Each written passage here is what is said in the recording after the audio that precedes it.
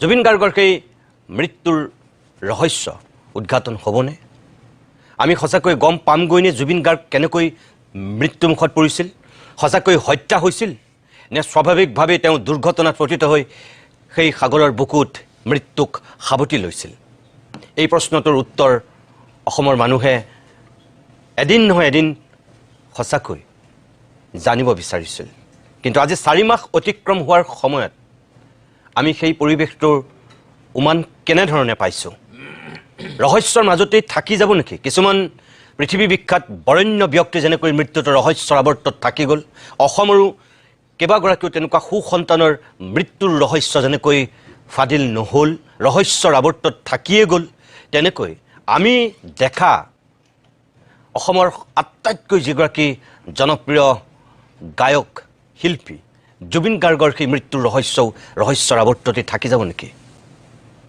কিয় আমি এই কথাটো কৈছোঁ এই 4 মাহ হৈ যোৱাৰ পিছত ন্যায়ালয়ৰ যিটো প্ৰক্ৰিয়া আৰম্ভ হৈছে অসমৰ মানুহক ন্যায়ালয়ে সঁচাকৈ আশ্বস্ত কৰিছেনে ন্যায় প্ৰক্ৰিয়া ক্ষিপ্ৰ হ'বৰ কাৰণে চৰকাৰে যিখিনি আন্তৰিকতা সদিচ্ছা প্ৰদৰ্শন কৰিব লাগে সেয়া ঠিকেই আছে নে ক'ৰবাত আৰু অলপ চৰকাৰৰ এই ক্ষেত্ৰত কৰণীয় আছে এই সকলোখিনি কথা আজি আমি আকৌ এবাৰ অভিমতত আলোকপাত কৰিম 5 গৰাকী বিশেষ ব্যক্তিক আজিৰ অভিমতৰ আমি অতিথি কৰিছোঁ বিশিষ্ট চকু চিকিৎসক লেখক ডক্টৰ শুভকিংকৰ গোস্বামী আছে আমাৰ মাজত মই আপোনাক অনুষ্ঠানলৈ স্বাগতম জনাইছোঁ আন এগৰাকী গুৱাহাটী উচ্চ ন্যায়ালয়ৰ অধিবক্তা A.R. ভূঞা ডাঙৰীয়া আছে মই ভূঞা ডাঙৰীয়া আপোনাকো অনুষ্ঠানলৈ স্বাগতম জনাইছোঁ জুবিনৰ এটা সময়ৰ বাদ্যযন্ত্ৰী চিৰঞ্জীৱ কাশ্যপ আছে মই চিৰঞ্জীৱকো স্বাগতম জনাইছোঁ জুবিন ফেন ক্লাবৰ সভাপতি পিকু বৰগোহাঁই আছে মই পিকু বৰগোহাঁইকো স্বাগতম জনাইছোঁ আৰু সৌখিদিনাখনো জুবিন গাৰ্গৰ চৰিত্ৰ হননক লৈ যেতিয়া একাংশ মানুহে ঘৃণনীয় এটা পথ লৈছিল তেতিয়াও সৰব হৈ গোচৰ তৰা অন্যতম এগৰাকী ব্যক্তি জুবিন অনুৰাগী অভিনেতা বৈকুণ্ঠ প্ৰিন্স আছে মই বৈকুণ্ঠকো অনুষ্ঠানলৈ স্বাগতম জনাইছোঁ প্ৰথমতেই মই প্ৰিয় দৰ্শক মই আপোনালোকক মুখ্যমন্ত্ৰী হিমন্ত বিশ্ব শৰ্মাৰ সেই সময়ৰ কেইটামান বিশেষ বক্তব্য আৰম্ভণিতে মই দেখুৱাই ল'ব বিচাৰিছোঁ কিয় যে এই যিটো ক্ষিপ্ৰ হোৱাৰ কথা কোৱা হৈছিল ন্যায় প্ৰক্ৰিয়াৰ ক্ষেত্ৰত মুখ্যমন্ত্ৰীয়ে যিখিনি কথা কৈছিল ফাষ্ট ট্ৰেক আদালত সেই সময়ত সকলোৱে দাবী কৰিছিল যে যদি সঁচাকৈ হত্যা হৈছে হত্যাকাৰীক উচিত শাস্তি দিবই লাগিব আৰু তাৰ কাৰণে চৰকাৰে যিখিনি সহযোগিতা আগবঢ়াব লাগিব মুখ্যমন্ত্ৰীয়ে সেইখিনি সহযোগিতা আগবঢ়োৱাৰ কথা কৈছিল আজি আমি আকৌ এবাৰ কওঁ যে ছিংগাপুৰৰ পৰা গুৱাহাটী এয়াৰপোৰ্ট হৈ সৰু সজাইত ৰাখি একেবাৰে সোণাপুৰত শেষকৃত্য কৰালৈকে মুখ্যমন্ত্ৰী হিমন্ত বিশ্ব শৰ্মাই যিখিনি দায়িত্ব আৰু কৰ্তব্য পালন কৰিছিল তাত এক বিন্দু কাৰো হয়তো সন্দেহ বা একো ক'বলগীয়া নাই তেখেতে অত্যন্ত নিয়াৰিকৈ দায়বদ্ধতাৰে আৰু অতি আন্তৰিকতাৰে সেই দায়িত্বখিনি তেখেতে পালন কৰিছিল আমি তেতিয়াও কৈছিলোঁ আৰু এতিয়াও ক'ম কিন্তু জুবিনৰ শেষকৃত্য সম্পন্ন হোৱাৰ পিছৰ যিখিনি কাম আজিলৈকে যিটো পৰিৱেশ আশা কৰিছিল জুবিন ক্ষেত্ৰ আজি 4 মাহ হৈ যোৱাৰ পিছত তাত যিটো পৰিৱেশ এতিয়া হৈছে আজি খবৰ পোৱা মতে কিছু সময়ৰ পূৰ্বে বোলে জুবিন যিটো শিলত আউজিছিল তাৰ ওচৰতে থকা আন এটা শিল উঠাই লৈ যোৱা হৈছে ভাঙি পেলোৱা হৈছে নে কিবা বুলি খবৰ আহিছে সঁচানে মিছা নাজানো এতিয়ালৈকে জুবিন ক্ষেত্ৰ কি হৈ আছে আজিৰ দিনত 4 মাহ হৈ যোৱাৰ পিছত এটা দেখোন ইটা চপৰাও পৰা নাই এতিয়ালৈকে এই যে ফাষ্ট ট্ৰেক আদালতৰ কথা কোৱা হৈছিল চৰকাৰে কেবিনেটত সিদ্ধান্ত লোৱাৰ কথা কৈছিল সেই সময়ত বহুতবাৰ মুখ্যমন্ত্ৰী হিমন্ত বিশ্ব শৰ্মাই কৈছিল যে আমি ক্ষিপ্ৰ ন্যায়ৰ ব্যৱস্থা কৰিম আনকি চাৰ্জশ্বীট দিয়াৰ সন্দৰ্ভতো যিবিলাক জল্পনা কল্পনা চলিছিল তেখেতে কৈছিল যে 18 ডিচেম্বৰৰ ভিতৰত 3 মাহ সম্পূৰ্ণ হোৱাৰ আগতে আমি চাৰ্জশ্বীট দিম বুলিছোঁ দিমেই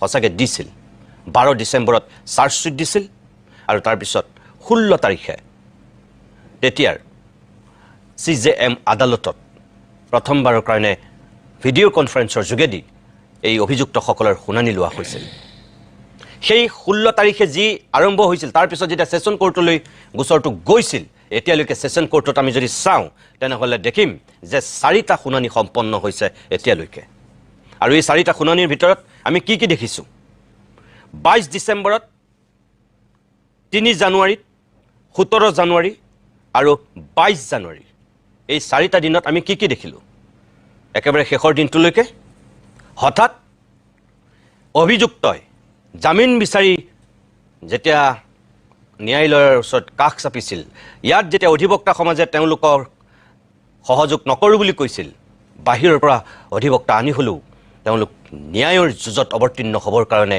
সাজু হৈছিল, সাহস কৰিছিল।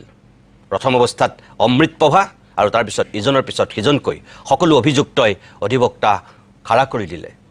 কোনোবা আহিল দিল্লীৰ পৰা, কোনোবা আহিল কলকাতাৰ পৰা, আৰু কোনোবা এইখন অসমৰ পৰাই তেওঁলোকক আইনী সাহায্য দিবৰ কাৰণে ওলাই গ'ল।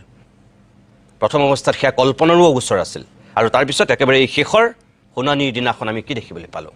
হঠাৎ শ্যামকানু মহন্ত আৰু সন্দীপন গাৰ্গৰ যি তেওঁলোকে অধিবক্তা নিয়োগ কৰি পেলাই গোটেই আইনী প্ৰক্ৰিয়াত যুঁজিবৰ কাৰণে সাজু হৈছিল, হঠাৎ তেওঁলোকে যি জামিন বিচাৰি আবেদন কৰিছিল সেই আবেদন হঠাৎ তেওঁলোকে উঠাই ল'লে। কোন অভিযুক্তই, কোন জেলত থকা মানুহে নিজে বাৰু জেলত থাকিবৰ কাৰণে আকৌ চেষ্টা কৰে? অধিবক্তা নিয়োগ কৰাৰ পিছত, জামিন বিচাৰি আবেদন কৰাৰ পিছত কোনে সেই জামিন আবেদন প্ৰত্যাহাৰ কৰে? শ্যামকানু মহন্তৰ পত্নীয়ে ঘূৰি ফুৰিছিল, কাকতি মিনতি কৰিছিল অধিবক্তাৰ সাহায্য বিচাৰি।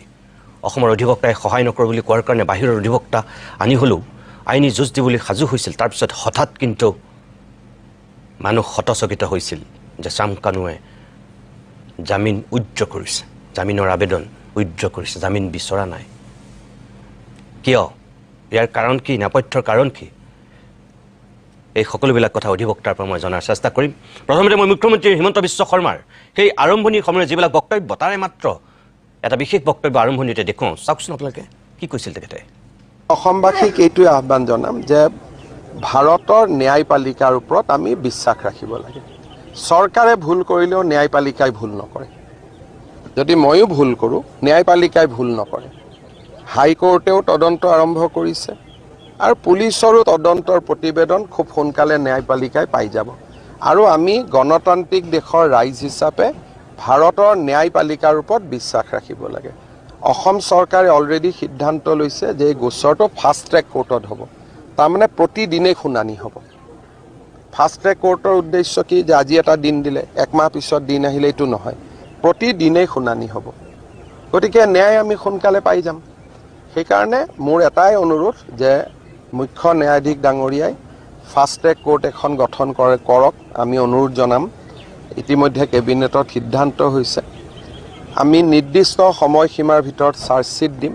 ন্যায়পালিকাই তদন্ত প্ৰতিবেদন আৰু বাকী সাক্ষীৰ ওপৰত এটা প্ৰক্ৰিয়াৰে ডেফিনেটলি আমাক সকলোকে ন্যায় দিব। এয়া আছিল মুখ্যমন্ত্ৰী হিমন্ত বিশ্ব শৰ্মাৰ সেই আৰম্ভণিৰ সময়ৰ বক্তব্য। মুখ্যমন্ত্ৰী হিমন্ত বিশ্ব শৰ্মা ডাঙৰীয়া, আপোনাৰ প্ৰতি আমাৰ এতিয়া আহ্বান, এই কথাকেইটা আপুনিয়ে কৈছিল, ক্ষীপ্ৰ ন্যায় দিয়াৰ ব্যৱস্থা কৰিম বুলি আপুনি স্বয়ং মুখ্যমন্ত্ৰী হিচাপে দায়িত্ব সহকাৰে কৈছিল। এতিয়া আপোনাৰ প্ৰতি আমাৰ প্ৰশ্নটো, এয়া আপুনি হিমন্ত বিশ্ব শৰ্মা হিচাপে কোৱা নাছিল, এয়া আপুনি মুখ্যমন্ত্ৰী হিচাপে কৈছিল। কেবিনেটত সিদ্ধান্ত লোৱাৰ কথা কৈছিল, উচ্চ ন্যায়ালয়ৰ চিফ জাষ্টিছক আপুনি আবেদন দিয়াৰ কথা কৈছিল, কিন্তু আজিলৈকেতো ফাষ্ট ট্ৰেক আদালত গঠন নহ'ল। আজি 4 মাহ হৈ গ'ল, 4টা শুনানি শেষ হৈছে। এয়া কি?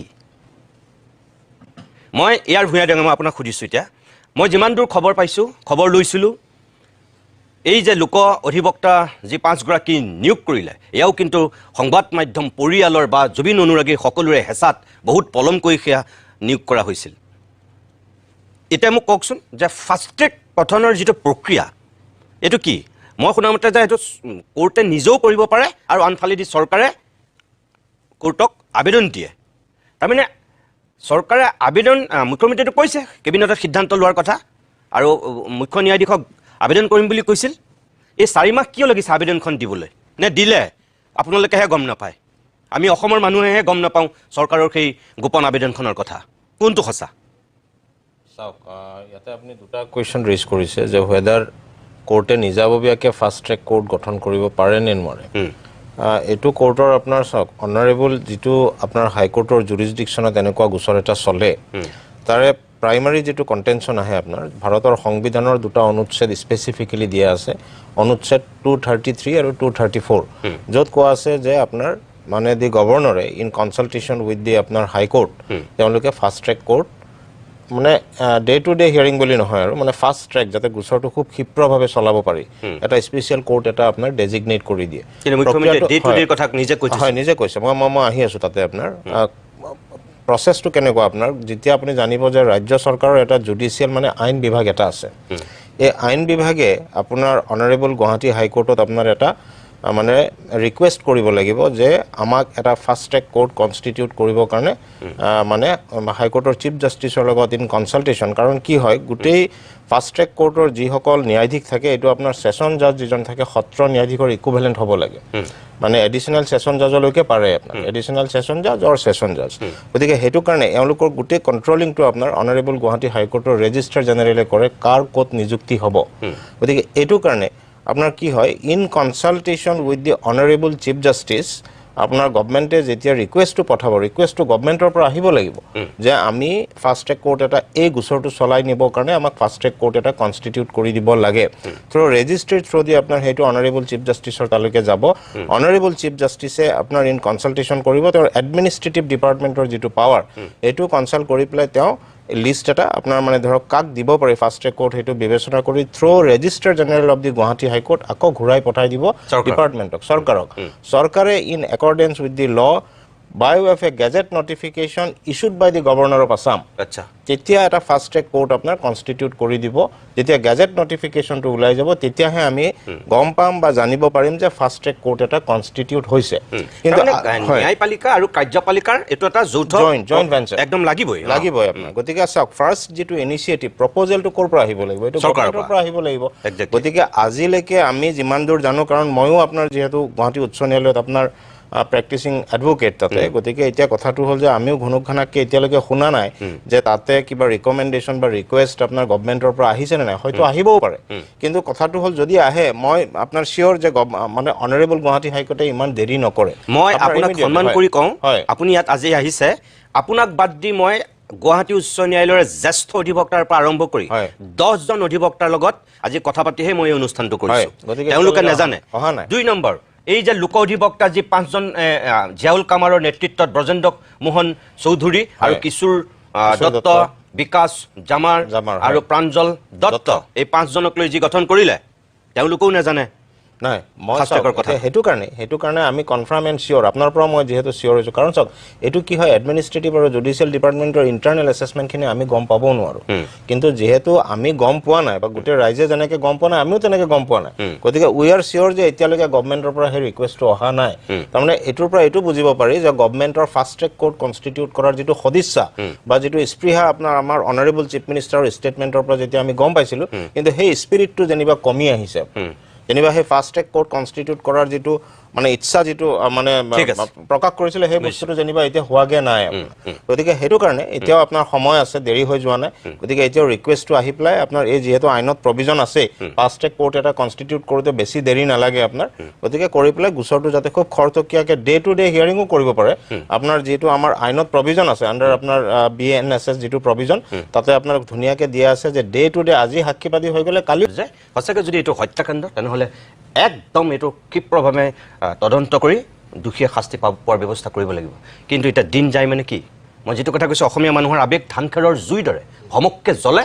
আৰু ভমককে নোহোৱা হৈ যায় সেই সময়ত জুবিনৰ মৃত্যুৰ সময়ত এই কথাটো মই কেইবাবাৰো কোৱাৰ কাৰণে বহুত মানুহে ছ'চিয়েল মিডিয়াত মোক সমালোচনা কৰিছিল যে মোৰ নাম কৈ পেলাই বহুতে কৈছিল যে অসমীয়া মানুহৰ আবেগ তেনেকুৱা নহয় অসমীয়া মানুহৰ শক্তি অসমীয়া মানুহৰ আবেগ কি জুবিন গাৰ্গৰ এই মৃত্যুৱে দেখুৱাই দিছে মই তেতিয়াও কৈছিলোঁ যে এই আবেগ কিমান দিনলৈ এই শক্তি কিমান দিনলৈ সঁচাকৈ আমি ন্যায় পাম নে নাপাম নে তাৰপিছত আমি সকলোবিলাক শুই দিম নিপালি দিম এতিয়া আপুনি কি দেখিছে এতিয়া আকৌ দুজনে নিজে উদ্যোগ কৰিছে তাৰ দুটা কথা হ'ব পাৰে এটা হ'ল কি হয়তো ডিলেইং টেকটিক্স কিছুমান খেলিছে দুই নম্বৰতে হয়তো তেওঁলোকে নিজৰ নিৰাপত্তাৰ বিষয়ে হয়তো সন্দিহান হৈছে গতিকে সেইকাৰণে হয়তো পৃথিৱীত নোহোৱা নোপোজা কথা এটা জামিনৰ কাৰণে আবেদন কৰি উঠি এই আবেদন আকৌ উদ্ৰ কৰা কথাটো একেবাৰে অবাস্তৱ বা কিবা নুশুনা এইটো পৃথিৱীৰ ক'ৰবাত হৈছে নাই নাজানো গুৱাহাটী চাগে উচ্চ ন্যায়ালয়ত এইটো প্ৰথমবাৰৰ কি আমাৰ ইয়াত অসমত আমাৰ ছেছন জাজত এইটো আবেদন কৰিছিল নট ইন দি হাইকোৰ্ট আগতে হৈছে নেকি এনেকৈ যে যি আগতে হয় কিবা ধৰণৰ টেকনিকেল গ্ৰাউণ্ডত বা আদাৰ ইছ্যুজত কেতিয়াবা বেইল পিটিশ্যনটো আমি উইড্ৰ কৰি আকৌ পুনৰাই ফাইল কৰিব পাৰো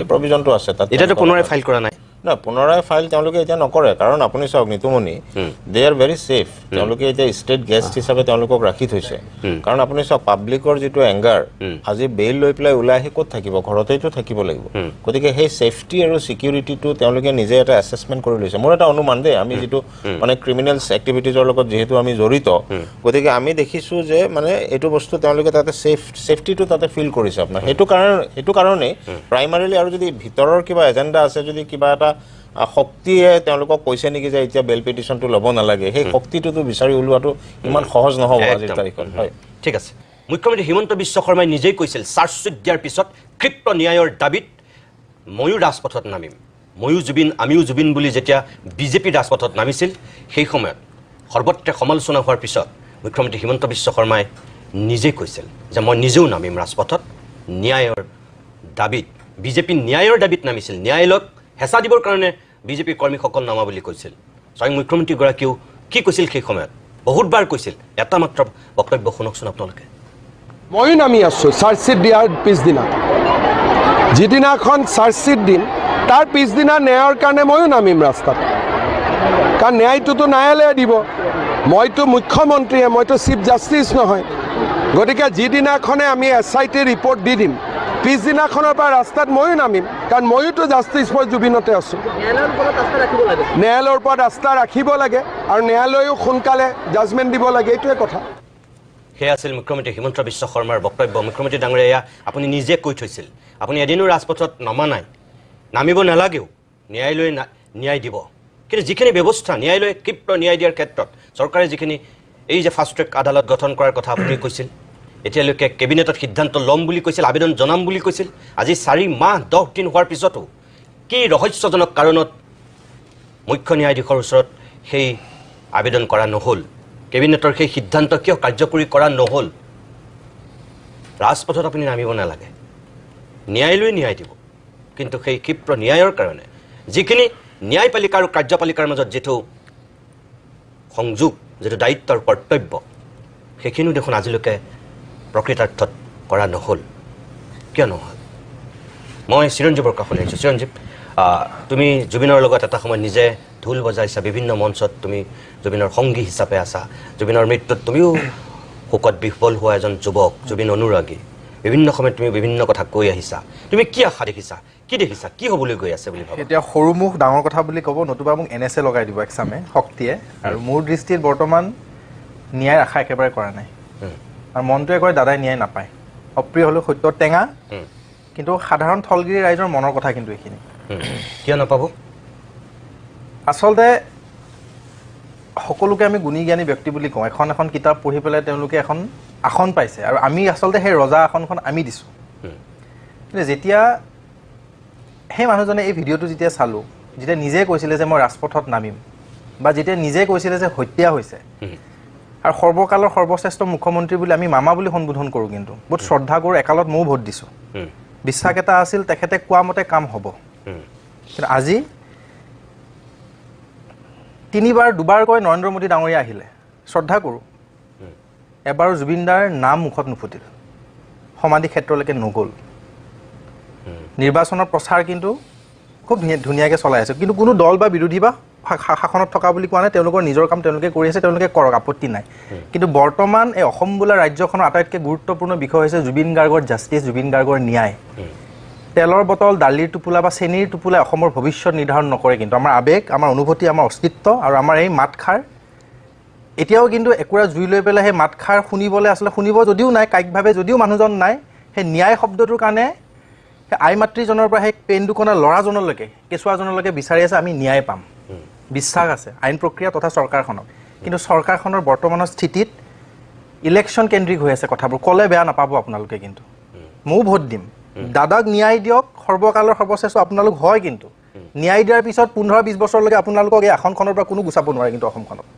তাৰ পিছৰ কথা মই নাজানো বিশ্বাস আছে যদি ন্যায় দিব পাৰে এতিয়া ৰাইজক ন্যায় লাগে কিন্তু আঁচনি দিছে খুব ভাল কথা চৰকাৰখনে দিবইতো লাগিব চৰকাৰী চাকৰি নিদিলে কোনে চাকৰি দিব নিবনুৱা অসমখনত আমি বহুত আছোঁ কোনোবাই সেইটো ক'ব পাৰে এতিয়া তোমাক যে ন্যায়ালয়ে ন্যায় দিব মুখ্যমন্ত্ৰীয়ে ন্যায় নিদিয়ে নহয় সেইটো মোৰ বিশ্বাস আছে ন্যায়ালয়ে ন্যায় দিব কিন্তু এই ফাষ্ট ট্ৰেক শব্দটো ক'ত গ'ল তেখেতে যে কৈছিল ৰাস্তাত আপুনি ভাল কথা কৈছে আমি ৰাস্তাত মুখ্যমন্ত্ৰীজনক আমি ৰাস্তাত চোৱাটো আমি বিচৰা নাই এনেই অহা বা কেম্পেইনিং কৰিছে সেইটো বেলেগ কথা, কিন্তু তেখেতক হাতখনত জাষ্টিছ ফৰ জুবিন গাৰ্গ বুলি কৈ পেলাই ৰাস্তাত অহাটো আমিও বিচৰা নাই। কিন্তু তেখেতৰ অসমীয়া হিচাপে এজন মুখ্যমন্ত্ৰী নহয়, এজন মানুহ হিচাপে মোৰ বিশ্বাস তেখেতে নিজৰ সেই ইনিচিয়েটিভ বা নিজৰ সেই দায়িত্বটো ভালকৈ আৰু পালন যদি কৰিলেহেঁতেন চাগে আমি আজি ন্যায় পালোহেঁতেন। এই সদায় যে মানে শুনানি হোৱা কথাটো যে ক'লে, সদায় শুনানি হ'ব, আজি হ'ব কালি হ'ব, সঘনাই হৈ গৈ থাকিব।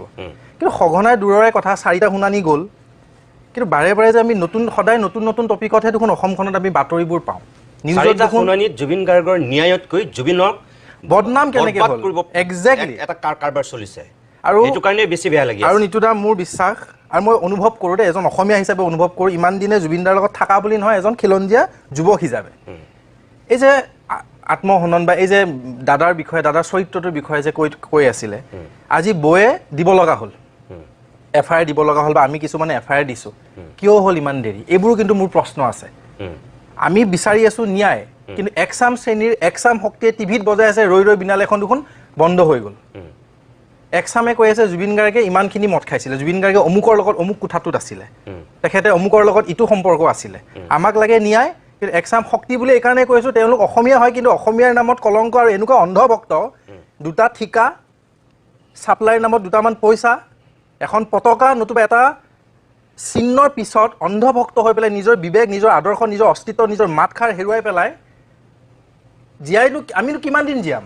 কিন্তু জীয়াই থাকোঁতে অসমীয়া হিচাপে আই মাতৃৰ নামত সেৱা কৰাটোহে আমাৰ দায়িত্ব। কিন্তু তেওঁলোকে কৰি কি আছে, এটা শক্তিক কেইজনমান মানুহক নমস্কাৰ দি পেলাই, ভগৱান পৰ্যন্ত পাহৰে, তেওঁলোককে ভগৱান বুলি মানে নমস্কাৰ দি পেলাই গোটেই অসমখন উদঙাই নিজৰ পেটটো, নিজৰ ঘৰখন, নিজৰ সংসাৰ চলিব লাগে, বাছ বাহিৰত গৈ পেলাই থিতাপি লাগিম, অসমত 2দিনমান চলিম, সেইটো হ'ল তেওঁলোকৰ বৰ্তমানৰ স্থিতি। ক'লে পাব বেয়া, মই কাকো আঙুলি টুৱাই কোৱা নাই, কিন্তু বিৰোধী শাসন, ৰাজনীতি দল, কোনোবা মই কাকো কোৱা নাই, সেই মানুহসকলক কৈছোঁ যে ঢুকোৱাৰ পিছতো সেই সত্তাটো অপমান কৰি আছে, সত্তাটোৰ নামত পেট চলি আছে, সত্তাটোৰ নামত নিউজ বজাই একচাম, মই উপাধি পৰ্যন্ত কৈ দিব পাৰোঁ। এটা দিনত সেই জুবিন গাৰ্গে বচাইছিলে মানুহজনক, এটা দিনত সেই জুবিন গাৰ্গ নহ'লে তেখেতৰ নিউজ নচলে, তেখেতৰ ঘৰ নচলে। আজি সেই মানুহজনৰ পিঠিত হাত দি পেলাই তেখেত নিজে মানুহ হ'ল, আৰু এতিয়া তেখেতে এটা শক্তিৰ লগত হাত দি পেলাই হিন্দুত্ববাদীৰ নামত গৈ পেলাই সেই মানুহজনকে অপমান কৰি আছে। ডিউটিত মই ক'লে বহুত কথা ওলাই যাব, কিন্তু মোৰ একদম স্পষ্ট কথা, চৰকাৰখনৰ প্ৰতি আস্থা আছে, বিশ্বাস আছে, আমাক ন্যায় লাগে। ন্যায় প্ৰক্ৰিয়াক যদি আপোনালোকে যেনেকৈ হওক, ফাৰ্ষ্ট ষ্টেট আদালতে হওক, যেনেকুৱা প্ৰক্ৰিয়া হওক, অসমীয়া হিচাপে অসমীয়া সন্তানজনৰ কাৰণে, ঈশ্বৰপুত্ৰজনৰ কাৰণে অসমবাসীৰ ফালে চাই পেলাই এই ইলেকশ্যনৰ আগত আমাক ন্যায় দিয়ক। তাৰপিছত ইলেকশ্যন, মই ৰাতি ক'ব পাৰোঁ, ইলেকশ্যন আপোনালোকে জিকিব। ৰৈ ৰৈ বিনালে ছবিখনৰ ক্ষেত্ৰত মুখ্যমন্ত্ৰী হিমন্ত বিশ্ব শৰ্মাই সেই তেতিয়া কি কৈছিল আৰু এতিয়া কি হৈ আছে? অসমৰ পৰিৱেশটো এনেকুৱা হৈ গৈছে যে ভয় আৰু ভাবুকি, মানুহ ভয়ত বাস কৰে। গণতান্ত্ৰিক দেশত ভয়ত বাস কৰা কোনো কাৰণ নাছিল। আমি এতিয়া এটা সাংঘাতিক ধৰণৰ ডিজিটেল যুগত আছোঁ, আমি সাংঘাতিক আগলৈ গুচি গ'লোঁ, কিন্তু আমাৰ মানুহবিলাকে ভয় কৰে। কোনে মাত মাতি আছে আজি? জুবিন গাৰ্গৰ ন্যায় ক্ষেত্ৰত জাষ্টিছ ফৰ জুবিন গাৰ্গ লিখাটো বহু কণ্ঠশিল্পীয়ে কৈ দিলে যে এইটো কোনো কাম নাই। ইমান মূৰ্খ হ'ব লাগেনে? ডিজিটেল মাধ্যমৰ যিটো প্ৰতিবাদ, justice for Zubeen Garg hashtag যদি আজি মাৰো 7.4 মিলিয়ন অতিক্ৰম কৰিছে, এইটো আমি কিয় কৰি আছোঁ?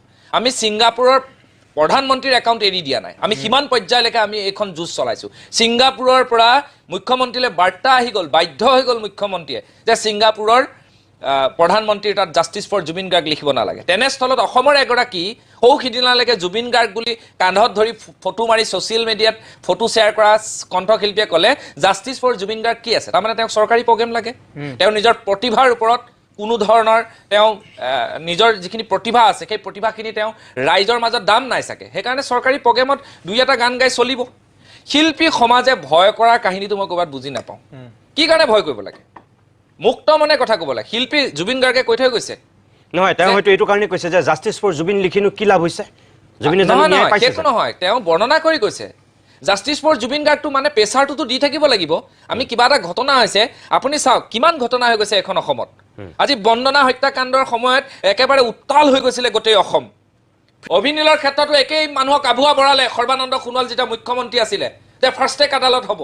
তদ্ৰূপ এখন নাটক আজি জুবিন গাৰ্গৰ ক্ষেত্ৰত। আমি চৰকাৰখনে যি ভাল কাম বেয়া কাম কৰিছে আমাৰ সেইবোৰ দৰকাৰ নাই। ৰাজনীতি কৰি আছে, কৰি থাকক। কোনোবাই নিৰ্বাচনী প্ৰচাৰ চলায়, কোনোবাই ঢোল পিটি থাকক, কোনোবাই চাৰ্ফ চাবোন দিব, কোনোবাই ধুতি লুঙি দিব, কোনোবাই চাউল দিব, কোনোবাই 3,000-5,000 টকা দিম বুলি প্ৰতিশ্ৰুতি দিব। আজি ৰাজনীতিবিদবিলাকেও লাহে লাহে জাষ্টিছ ফৰ জুবিন গাৰ্গৰ পৰা আঁতৰি গ'ল, বহু ৰাজনীতিবিদ আঁতৰি গ'ল। আৰু আটাইতকৈ দুখৰ কথা আমি হয়তো ক'ৰবাত, ময়ো ইনক্লুড কৰি লৈছোঁ মই নিজক, যে আমাৰ জাতীয় সংগঠনবিলাকে ক'ৰবাত পাহৰি গৈছে নেকি? প্ৰশ্ন আছে। পাহৰি গৈছোঁ নেকি আমি জুবিন গাৰ্গৰ ন্যায় প্ৰসংগটো? আমি কেতিয়া ন্যায় পাম? ফাষ্ট ট্ৰেক আদালত হ'ব কৈ আজিলৈকে মুখ্যমন্ত্ৰীয়ে নিজে আজি মোৰ নিজৰে চৰম লাগিছে এই ভিডিঅ'টো চাই যে আমি এনেকুৱা আৰু তাতকৈ ডাঙৰ কথাটো হ'ল দুদিনমান অলপ পৰিৱেশটো খাম কাটোতেই জুবিন গাৰ্গৰ একালৰ ঘনিষ্ঠ বন্ধু তথা কণ্ঠশিল্পীৰ পত্নীয়ে অমৃত প্ৰভাৰ হৈ ফেচবুকত ধাৰাপাত লিখিলে। এইখন হৈছে অসম। যিটো সময়ত জুবিন গাৰ্গে সাঁতুৰি আছিল সেইটো সময়ত চেলফি উঠাত ব্যস্ত হৈ আছিল যিগৰাকী অভিনেত্ৰী কণ্ঠশিল্পী, তেওঁ মতে নাবালক, তেওঁ এগৰাকী নাবালক বুলি অভিহিত কৰিছে কণ্ঠশিল্পীগৰাকী। আজি জুবিন গাৰ্গৰ ক্ষেত্ৰত এনেকুৱা হৈছে। আপোনাৰ ঘৰত যদি কাইলৈ এনেকুৱা হয় কি হ'ব? কিমান শুনিম আপোনালোকৰ এই কথাবিলাক? জাগ্ৰত হ'ব লাগিব। ভোটৰ প্ৰসংগ মই বাদ দিলোঁ, এইবিলাক ৰাজনীতিৰ প্ৰসংগ মই ক'বলৈ নাযাওঁ, কিন্তু আমি বিচৰাখিনিটো লাগিব। উল্টা পুল্টা কথা কৈ থাকিলে নহ'ব। মুখ্যমন্ত্ৰী আসনখনৰ যথেষ্ট গাম্ভীৰ্যতা আছে। এই মুখ্যমন্ত্ৰী আসনখনৰ পৰা আমি কিবা এটা বিচাৰোঁ। আজি যদি আমি ন্যায় প্ৰসংগৰ কথা কওঁ আমাক বেয়া পায়। আজি এজনে ফেচবুকত লিখিছে মই হেনো কংগ্ৰেছৰ প্ৰচাৰক। ইমান নিৰ্লজ্জ হ'ব লাগে। একো বিষয়ৰ ওপৰত এনালিচিছ নাই। এটা বিষয় এলি দিয়ে, সেই বিষয়টো চাৰিওফালে চাৰ্কুলেট কৰি দিয়ে। আজিকালি অসমৰ জনতা ইমান মূৰ্খ হৈ থকা নাই যে যি কথা কয় তাকে শুনিব। আৰু এছাম মানুহক লগাই দিয়া হৈছে। জুবিন গাৰ্গৰ চৰিত্ৰ হনন কোনে কৰি আছে আজি অসমৰ মানুহে দেখুৱাই আছে। আৰু আমি কোনো পাৱাৰফুল মানুহক ভয় নকৰোঁ, এইখন মঞ্চৰ পৰা কৈছোঁ, অসমীয়া যুৱ মঞ্চৰ পৰা কৈছোঁ, আমি কোনো পাৱাৰফুল মানুহক ভয় নকৰোঁ। যদি মৃত্যু আছে এই কপালত মৃত্যু হ'ব, কিন্তু আজীৱন মৃত্যু পৰ্যন্ত যুঁজি যাম। আৰু এটা মই কথা কওঁ এইখিনিত, সংগঠনত থাকোঁতে আমি সাংগঠনিক ভূমিকা স্থিতি আমাৰ গ্ৰহণ আমি ৰাইজৰ মাজত আমাৰ আস্থাটো ৰাখিব লাগে। কাইলৈ মই ৰাজনীতিলৈ গৈছোঁ, মই ৰাজনীতিৰ মতে কথা ক'ম, কিন্তু যেতিয়ালৈকে আজি নক'ব যে মই সংগঠনত থাকি আছোঁ কাৰণে মই বেলেগ ধৰণে কথা কৈছোঁ। নহয়, মোৰ এইটো দায়িত্ব আৰু কৰ্তব্য। এই দায়িত্ব আৰু কৰ্তব্যখিনি মই পালন কৰিছোঁ। কাইলৈ ৰাজনীতিলৈ গ'লে হয়তো মোৰ বেলেগ হ'ব। গতিকে যিসকল মানুহ আছে সক্ৰিয়তাৰে মাত মাতিব লাগে এই বিষয়বিলাকৰ ওপৰত। নহ'লে কিন্তু এদিন আপোনাৰ ভাতৃ, এদিন মাতৃ, আজি জোনমণিৰ আভাৰ প্ৰসংগই চাওক কেনেকৈ গোটেই বিষয়টো নাইকিয়া হৈ গ'ল। এনেকৈ আভুৰা ভৰা কিছুমান কাহিনীৰে আমাক কিন্তু কেতিয়াবা ক'ৰবাত আমাৰ এই জাতিটো আপুনি কোৱাৰ দৰে নিতুমণি দাই যেনেকৈ কৈছিলে, মই একচেপ্ট কৰোঁ যে ধান খেৰৰ জুইৰ দৰে আমাৰ আৱেগ। প্ৰত্যেকটো মুহূৰ্ততে আমি এই ধৰণৰ এটা প্ৰতিচ্ছবি শেষ মুহূৰ্তত দেখা পাওঁ। গতিকে জুবিন গাৰ্গৰ ন্যায় লাগিব। শিখা শৰ্মাৰ দৰে মানুহবোৰ নিজেই জ্বলি জ্বলি ভস্ম হ'ব। আৰু যিসকলে লগাই দিছে ভাবিছে তেওঁলোক হিৰ' হৈ আছে, জনমানসত তেওঁলোক বিগ জিৰ' হৈ গ'ল। Big zero'. যিসকলে চৰিত্ৰ হনন কৰি আছে তেওঁলোকৰ নিজৰ চৰিত্ৰটো কি এই কথাবিলাক ৰাতি শুওঁতে অনুভৱ কৰিব লাগে। যিসকলে জুবিন গাৰ্গৰ চৰিত্ৰ হনন কৰি আছে, শিখা শৰ্মাই 3বাৰকৈ বিয়া হৈ জুবিন গাৰ্গৰ চৰিত্ৰ হনন কৰে, এনেকুৱা মানুহকো এতিয়ালৈকে কিন্তু এই লাষ্ট আমি নিজেই FIR দিয়াৰ পিছত তেওঁক এৰেষ্ট কৰিছে। দায়িত্ব আছিল নাই? আমিও জুবিন গাৰ্গ, আপোনালোকো জুবিন গাৰ্গ বুলি কোৱা মানুহখিনি জুবিন গাৰ্গৰ কাৰণে যদি মৰিব লগা হয় মই জীৱন উৎসৰ্গা কৰিছোঁ। আৰু আমি সংগ্ৰামী সত্তাত ঘৰত লিখি থৈ আহোঁ যে আমি ঘূৰি আহিম নে নাই ঠিক নাই, কাৰণ এনেকুৱা এটা পৰিৱেশ হৈছে। কাগজত লিখি থৈ আহোঁ ল'ৰা আৰু পত্নীক যে ঘূৰি আহিম নে নাই ঠিক নাই। ঠিক আছে, মই ধন্যবাদ জনাইছোঁ বৈকুণ্ঠক। এই ৰৈ ৰৈ বিনালে জুবিনৰ জীৱনৰ অন্তিমখন ছবি আছিল, আৰু এই ছবিখনৰ লগতো অসমৰ লাখ লাখ মানুহৰ আৱেগ জড়িত হৈ আছিল। মুখ্যমন্ত্ৰী হিমন্ত বিশ্ব শৰ্মাই এই ছবিখন সেই সময়ত যেতিয়া ৰিলিজ হৈছিল তেতিয়া একাংশ মানুহে ৰাজনৈতিক নেতাই চোৱাক লৈ তেখেতে কি কৈছিল, নিজে নোচোৱাৰ সন্দৰ্ভত তেখেতে কি কৈছিল অকণমান চাই লওকচোন। মই গ'লে গোটেই হলটো বন্ধ হৈ যাব। মই যদি চিনেমাখন চাব যাওঁ মোৰ চিকিউৰিটিয়ে থাকে 26 জন, বাকী ৰাইজৰটো কষ্ট হ'ব। গতিকে কোনোবা এটা দিনত আমি জোনাকী চিনেমা হলত ৰিকুৱেষ্ট কৰি পেলাই স্পেচিয়েলি চাব লাগিব বন্ধু বান্ধৱক লগত লৈ, কাৰণ মই হলত গ'লে তাত চিনেমা নহ'ব, বাকী ৰাইজৰ কষ্ট হ'ব। সেইকাৰণে আমি ৰাইজৰ কষ্ট নোহোৱাকৈ আপোনালোকক লগত লৈ চিনেমাখন চাম। মই চাম, মই চবৰে সময় আছে। মই অসমৰ মুখ্যমন্ত্ৰী হয় কি কাম কেতিয়া কৰিব লাগে মই জানো। মোক যিসকলে হেঁচা দিব খোজে, হেঁচাৰ হিমন্ত বিশ্ব শৰ্মাই হেঁচাত কাম নকৰে। মানে কোনো হেঁচাতে মই নাহোঁ। মই নিজৰ মতে, মোৰ নিজৰ এটা গতি আছে, নিজৰ চিন্তা আছে, মই নিজৰ চিন্তা আৰু গতিত আগবাঢ়োঁ। কেৱল ইমানেই নহয়, সেই সময়ত যিসকল ৰাজনীতিকে চিনেমাখন চাইছিলে, সাধাৰণ মানুহৰ লগতে যিসকল ৰাজনীতিবিদে চাবলৈ গৈছিল তেখেতসকলক লৈও মুখ্যমন্ত্ৰীয়ে এটা বিশেষ মন্তব্য কৰিছিল। এইবাৰ মই সেয়া দেখুৱাই লৈছোঁ। মই আৰামত চাম, ৰাইজক কষ্ট দি নাচাওঁ, কাৰণ মোৰ ইয়াৰ পৰা পলিটিকেল মাইলেজ ল'বলগীয়া নাই। প্ৰথমতে ৰাইজ, পিছত ৰজা। গতিকে ৰাইজে আগত চাব, মই পিছত চাম। যিসকলে ভাবে মই ৰজা হ'ব লাগে তেওঁলোকে আগতে গৈ চাইছে, সেই ছিটকেইটা কোনোবা সাধাৰণ ৰাইজে পালেহেঁতেন, তেওঁলোকে পালি পহৰীয়া লৈ গৈ দখল কৰি লৈছে। গতিকে সদায় মনত ৰাখিব, জুবিন ৰাইজৰ সম্পত্তি আছিল, ৰজাৰ সম্পত্তি নাছিলে। গতিকে ৰজা পিছত থাকিব, ৰাইজ আগত থাকিব। যিসকলক ভোট লাগে তেওঁলোক আগত গৈছে, মোকতো তেনেকুৱা ভোট নালাগে। সেইকাৰণে তেওঁলোকে কালি চোৱাৰ কাৰণে কিমান সাধাৰণ মানুহে চাব নোৱাৰিলে। কোনোবাই 200টা টিকট লৈ লৈছে, কোনোবাই 300টা টিকট লৈ লৈছে। গতিকে ৰজাই লাষ্টৰ লাইনত থিয় হ'ব শিকিব লাগে। ৰজা কেতিয়াও, ৰজা কওক, মন্ত্ৰী কওক, বিধায়ক কওক, তেওঁলোকে লাষ্টৰ লাইনত থিয় হ'ব লাগে, কেতিয়াও ফাৰ্ষ্টৰ লাইনত থিয় হ'ব নালাগে। ৰাইজে প্ৰথম চাব, লাষ্টত মই চাম। এনেকৈ মুখ্যমন্ত্ৰী হিমন্ত বিশ্ব শৰ্মাই জুবিনৰ এই ছবিখনৰ সন্দৰ্ভত বহুত কথা কৈছিল। আনকি সিদিনাখন মুখ্যমন্ত্ৰীয়ে কৈছিল যে মই 26 জানুৱাৰীত ছবিখন চামগৈ। কালি 26 জানুৱাৰী পাৰ হৈ গৈছে, মুখ্যমন্ত্ৰীয়ে ছবিখন নাচালে। এতিয়া হলৰ পৰা ছবিখন নাইকিয়া হৈছে, এটা নে দুটা হলত মাত্ৰ আছে। ময়ো জুবিন আমিও জুবিন বুলি কৈ ৰাজপথত নমা, জুবিনৰ আটাইতকৈ ন্যায় বিচৰা, জুবিনৰ প্ৰকৃত অনুৰাগী বুলি নিজকে দাবী কৰা হিমন্ত বিশ্ব শৰ্মাই জুবিনৰ ছবিখন কিয় নাচালে? আকৌ কৈছোঁ আমি, সেইটো তেখেতৰ ব্যক্তিগত কথা, কি ছবি চাব কি ছবি নাচাব। হিমন্ত বিশ্ব শৰ্মাৰ সেয়া নিজস্ব তেওঁ অধিকাৰ। কিন্তু তেখেত মুখ্যমন্ত্ৰী, আমি আগতেও কৈছোঁ, কাশ্মীৰ ফাইলছ, কেৰালা ষ্টৰী চাবৰ কাৰণে মুখ্যমন্ত্ৰীয়ে পিছদিনাখনেই সাংগু পাংগু লৈ ঢপলিয়াই চিনেমা হলত উপস্থিত হৈছিলগৈ। কিন্তু জুবিনৰ জীৱনৰ শেষৰখন ছবি মুখ্যমন্ত্ৰীয়ে চাবলৈ সময় নাপালে, কালিৰ দিনটোতো নাপালে। ময়ো জুবিন আমিও জুবিন, আৰু তেখেতে কৈছে যে ৰাজনীতিক যিসকল ৰজা হ'ব বিচাৰে তেওঁলোকে গৈ চাইছিল বুলি কৈছে। চিনেমাখনক লৈও আচলতে মুখ্যমন্ত্ৰী নিজেই তেওঁ ৰাজনীতি আৰম্ভ কৰিছিল। বিৰোধী দলবিলাকে চোৱাৰ কাৰণে তেওঁ হয়তো আক্ৰমণৰ লক্ষ্য কৰি তেনেকৈ কৈছিল। কিন্তু একেটা সময়তে ভৱেশ কলিতাৰ পৰা আৰম্ভ কৰি সৰ্বানন্দ সোণোৱাললৈকে বিজেপিৰ বহুত ভাগা ভাগা নেতায়ো সেই একেটা সময়তে যেতিয়া চিনেমাখন চাইছিল, তেতিয়া আৰু ক'বলৈ একো বাকী নাছিল। জুবিনক মৰণোত্তৰভাৱেও সৰ্বোচ্চ সন্মান দিয়াৰ দাবী উচ্চাৰিত হৈছিল। আজি কবিন্দ পুৰকায়স্থ প্ৰাক্তন কেন্দ্ৰীয় মন্ত্ৰী এগৰাকী পিতামহ বিজেপিৰ, তেখেতক মৰণোত্তৰভাৱে পদ্মশ্ৰী দিছে, খুব ভাল কাম কৰিছে। আৰু বাকী কেইজনকতো সন্মান দিছে, চেলুট। জুবিনক বহুতেতো ভাৰত ৰত্ন দিয়াৰ কথা কৈছিল, ভাৰত ৰত্ন বাদ দিয়ক, জুবিনক দেখোন একো এটাই ৰাষ্ট্ৰীয় সন্মান দিয়া নহ'ল। চিৰঞ্জীৱে কৈ গৈছে, তেওঁ কৈ গৈছে যে নৰেন্দ্ৰ মোদী ইয়াৰ পিছত, মৃত্যুৰ পিছত কেইবাবাৰো আহিল, আনকি সাংস্কৃতিক অনুষ্ঠানো উপভোগ কৰিলে, এটা শব্দও জুবিনৰ ক্ষেত্ৰত নক'লে। কিন্তু একেই দেখোন মুখ্যমন্ত্ৰীয়ে যেতিয়া কংগ্ৰেছৰ কোনোবা ৰাহুল গান্ধীয়ে যেতিয়া আহিছিল, তেতিয়াতো ৰাজনীতি কৰিছিল। জুবিন ক্ষেত্ৰলৈ যোৱাক লৈ, জুবিনৰ ঘৰলৈ যোৱাক লৈ ভূপেন হাজৰিকাৰ প্ৰসংগ টানি আনিছিল। এইবিলাক ৰাজনীতি হ'ব নালাগে। কিন্তু যিটো সঁচা, সঁচাটো সঁচা। মোৰ কথাটো হ'ল যে জুবিনক যেনেকৈ পদ্মশ্ৰী দিলেও, ভাৰত ৰত্ন দিলেও যিটো, নিদিলেও সেইটো, জুবিনৰ যিটো শক্তি অসমীয়া মানুহৰ বুকুত সদায় থাকিব। কিন্তু হ'লেও এই পৰৱৰ্তী মানুহবিলাকৰ কাৰণে, জুবিন অনুৰাগীৰ কাৰণে, জুবিনক ভাল পোৱা মানুহবিলাকৰ কাৰণেও এইটো এটা অনাৰ সন্মান চাগে, মৰণোত্তৰভাৱে সেইকাৰণেই দিয়া হয় চাগে। চিৰঞ্জীৱ, তুমি কি বুলি ভাবা যে কালি 26 জানুৱাৰীত মুখ্যমন্ত্ৰীয়ে অলপ দিনৰ আগতে কৈছিল যে 26 জানুৱাৰীত ৰৈ ৰৈ বিনালে চাম, কিন্তু কালিৰ দিনটোতো তেওঁ নাচালে। এই 31 অক্টোবৰৰ পৰা আজি এই 27 জানুৱাৰীলৈকে মুখ্যমন্ত্ৰী কিন্তু ৰৈ ৰৈ বিনালে ছবি চাবলৈ নগ'ল। কিয় নগ'ল বুলি ভাবা?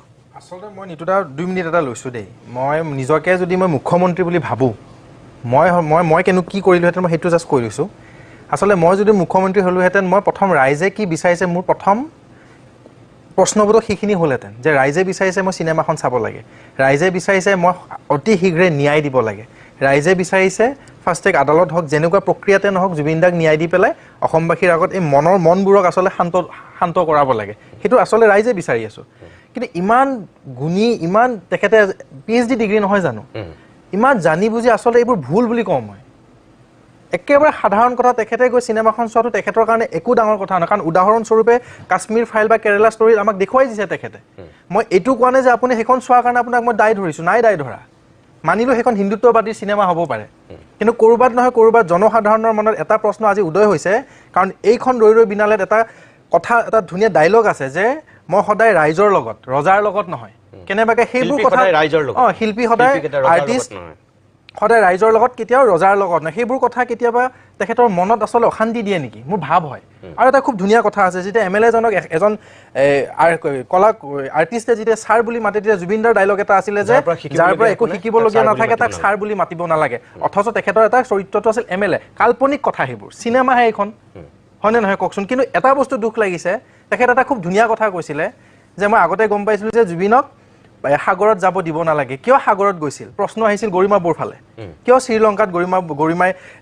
বৌয়ে তেখেতক সাগৰত সাঁতুৰিব দিছিলে কিয় শ্বুটিং কৰিব দিছিলে তেখেতে আগতে কিয় এলাৰ্ট নহ'ল আচলতে এতিয়া আপুনি যোৱা কথাটো প্ৰশ্নবোধক আনি লাভ নাই শোভা নাপায় যিটো হ'ল কাৰণ যদি দাদাৰ শ্ৰীলংকাত কিবা হ'ব লগা হ'লহেঁতেন তাতে হ'লহেঁতেন নহয় হোৱাটো নাই তুমি এতিয়াৰ বৰ্তমান কথা কোৱা যে দাদা আমাৰ মাজত নাই আপুনি এতিয়া এইটো কওক যে জুবিন আমাৰ মাজত নাই জুবিনক আমি ন্যায় দিব লাগে লগতে ৰাইজে বিচাৰিছে মই চিনেমাখন চোৱাত এইটো স্পষ্ট কথা চিনেমাখন দাদা চাব লাগে এইখন আজি 26 জানুৱাৰীত চাম বুলি যদি চোৱা নাই ঘটনাটো হ'ল কাইলৈ আপুনি চাব পাৰে পৰহিলৈ চাব পাৰে কিন্তু আপুনি এটা বস্তু সৰু ল'ৰা হিচাপে আপোনাৰ পুত্ৰ সমান মোৰ বয়স মই এটা আপোনাক জাষ্ট অনুৰোধহে কৰোঁ যে ৰাইজক সুযোগ নিদিব কিছুমান কথা সুধিবলৈ আপোনাক ক'বলৈ কাৰণ ৰাইজৰ এইবোৰ সৰু সৰু আৱেগ আপোনালোকৰ প্ৰতি আস্থা আপোনালোকৰ প্ৰতি বিশ্বাস আছে কিন্তু আমি বিচাৰোঁ আমি অকণমান যিটো কওঁ আপোনালোকে যেতিয়া মানে কিন্তু এটা মাজতে এটা কথা কওঁ আজি আমি দেখিলোঁ চামকানু জেলত আছে আজি আমি দেখিলোঁ সিদ্ধাৰ্থ জেলত আছে কিন্তু এতিয়াও ক'ৰবাত নহয় ক'ৰবাত অনুভৱ হয় তেনেকুৱা ধৰণৰ চৰিত্ৰৰ মানুহ আজিও যেন গৰিমা বৌৰ আশে পাশে আছে আজি আমি মাত মাতি আছোঁ একচাম আমাৰ লগত থকা একেলগে আমি ডাঙৰ হৈছোঁ এই জুবিন সত্তাৰ লগত যেতিয়া আমি আজি অত বছৰে কাম কৰিছোঁ আমাৰ লগতে থাকি পেলাই জুবিনদাৰ টকাৰে ঘৰ চলে জুবিনদাৰ নামেৰে ঘৰ চলে সিহঁতে আজিকালি এতিয়া আমাৰ নামত না এটা কথা ওলাই যে আমি বোলে ফুটেজ লওঁ আজি যে বহি আছোঁ আজি যদি তেওঁলোকে নিউজটো চাই কিছুমানে কয় আমি ফুটেজ লৈছোঁ জুবিন গাৰ্গৰ ন্যায়ৰ নামত আমি দাদা ন্যায় বিচাৰিছোঁ ফুটেজ বিচৰা নাই কিন্তু দায়িত্ব আমাতকৈ তেওঁলোকৰ আছিল মই নাম নকওঁ অসমৰ গুণী জ্ঞানী আগশাৰীৰ অভিনেতা অভিনেত্ৰী তেওঁলোক এজন শিল্পী এজন ডাইৰেক্টৰ এজন ভাল মানুহ কিন্তু তেওঁলোকে নামটো লৈ পেলাই জুবিন দাই এতিয়া ধুনীয়াকৈ বহি লৈছে তেওঁলোক এতিয়া অসমৰ যেন খুব মানে কি বুলি ক'ম ভাল ইণ্টেলেকচুৱেল তেওঁলোকে এনেকৈ থাকে জাষ্টিছ ফৰ জুবিন গাৰ্গ সেনেকৈ বৈকুণ্ঠ মই অনুষ্ঠানটো একদম শেষ কৰিম এটা শেষত এজন সাধাৰণ মানে মানুহৰ প্ৰতিনিধি হিচাপে মই তোমাক সুধিছোঁ এই যে যোৱা 22 জানুৱাৰীত এই যে হঠাৎ জামিন আবেদন প্ৰত্যাহাৰ কৰিলে অধিবক্তা হিচাপে এখেতে কৈছে তুমি এজন সাধাৰণ মানুহ হিচাপে তুমি কি বুলি ভাবা কিয় জামিন আবেদন প্ৰত্যাহাৰ কৰিলে এইটো এটা চাওক এতিয়া যদি জামিন পাই যায় তেতিয়াহ'লে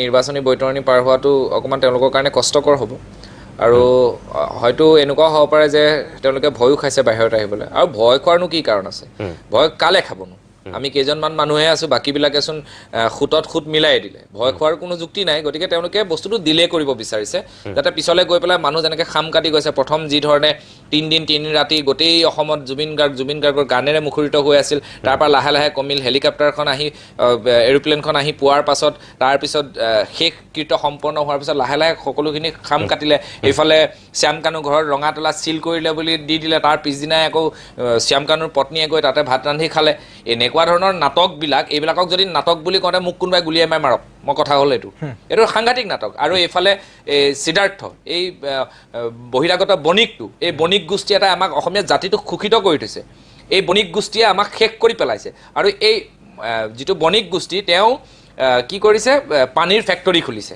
সাংঘাতিক মানে মাইণ্ড গেম খেলি আছে জুবিন গাৰ্গক শেষ কৰাৰ কাৰণে হোটেল খুলিছে এইবিলাক মই ভাবোঁ মুখ্যমন্ত্ৰীৰ দায়িত্ব আৰু কৰ্তব্য হিমন্ত বিশ্ব শৰ্মাক কৈছোঁ যদি আমিও জুবিন আপুনিও জুবিন ময়ো জুবিন বুলি ভাবিছে কালিৰ ভিতৰত মুখ্যমন্ত্ৰীয়ে যদি এইটো চাই আছে বুলডোজাৰ লগাই যেনেকৈ বাংলাদেশীক খেদিবৰ কাৰণে চেষ্টা কৰিছে তেনেকৈ মই ভাবোঁ পানী ফেক্টৰীক বুলডোজাৰ চলাই দিব লাগিছে কাৰণ হিমন্ত বিশ্ব শৰ্মাই বাৰে বাৰে কয় যে মই যিটো মগজে ভাবোঁ সেইটোৱে কৰোঁ মই আৰু বেলেগৰ কথা চিন্তা নকৰোঁ আৰু ময়ো সেইটোকে হিমন্ত বিশ্ব শৰ্মাক কৈছোঁ অসমীয়া যুৱ মঞ্চৰ ফালৰ পৰা কৈছোঁ আৰু যদি কেনেবাকৈ খোলা হয় নহয় তাত কিন্তু পৰিস্থিতি যি ধৰণে সৃষ্টি হ'ব সেইটো কিন্তু ভাবি নাপাওঁ আৰু শেষত এটাই আমি আহ্বান জনাওঁ যে পদ্মশ্ৰী পদ্মভূষণ পদ্মবিভূষণ একো নিদিলে ভাৰত ৰত্নটো বহু দূৰত জীৱনক জীয়াই থাকোঁতে যিখিনি সন্মান আমি দিব লাগে আমি দিছিলোঁ এতিয়া মৃত্যুৰ পিছতো যিখিনি দাবী উচ্চাৰিত হৈছে কিছুমান দাবী হৈ আছে অসম চৰকাৰৰ প্ৰতি আমাৰ আহ্বান অসম চৰকাৰে ব্যক্তিগতভাৱে যিখিনি বঁটা দিয়ে অসম বৈভৱ অসম গৌৰৱ অসম সৌৰভ অন্ততঃ হিমন্ত বিশ্ব শৰ্মাৰ হাতত এতিয়া সেই শক্তিটো আছে নৰেন্দ্ৰ মোদী অমিত শ্বাহহঁতে ভাৰত ৰত্ন বা পদ্মশ্ৰী পদ্মভূষণ নিদিব পাৰে কিন্তু হিমন্ত বিশ্ব শৰ্মাইতো অসম সৌৰভ দিব পাৰে অসম বৈভৱ দিব পাৰে অসম গৌৰৱ দিব পাৰে আৰু মই ভাবোঁ মৰণোত্তৰভাৱে জুবিনক আটাইতকৈ ৰাজ্যবাসীয়ে এইবাৰ সন্মান জনাবৰ কাৰণে অসম বৈভৱ যিটো আপোনালোকে শ্ৰেষ্ঠ বঁটা দিয়ে সেই বঁটাটো দিয়াৰ ব্যৱস্থা কৰক অন্ততঃ জুবিন অনুৰাগীখিনিয়ে ক'ৰবাত হ'লেও অলপ হ'লেও শান্তি পাব সুখ পাব জুবিন ক্ষেত্ৰ নিৰ্মাণৰ ব্যৱস্থা কৰক জুবিনৰ সৃষ্টিৰাজিক এই ন্যাসখনে কেনেকৈ আগুৱাই নিব বিচাৰিছে তাৰ আপোনালোকেও অলপ মনিটৰ কৰক আৰু ফাষ্ট ট্ৰেক আদালতৰ ক্ষেত্ৰত অধিবক্তাই যিখিনি কথা কৈছে মুখ্যমন্ত্ৰী মহোদয় কথামতে কাম হোৱা নাই কিন্তু শুভ্ৰকিংকৰ গোস্বামীয়ে কৈছে এতিয়াও তেখেত আশাবাদী গতিকে এখেতসকলৰ নিচিনা মানুহৰ চিৰঞ্জীৱহঁতৰ নিচিনা মানুহৰ আশাক আপোনালোকে এতিয়াও বাস্তৱ ৰূপ দিয়াৰ সুযোগ আৰু সুবিধা ৰাখি পদক্ষেপ গ্ৰহণ কৰক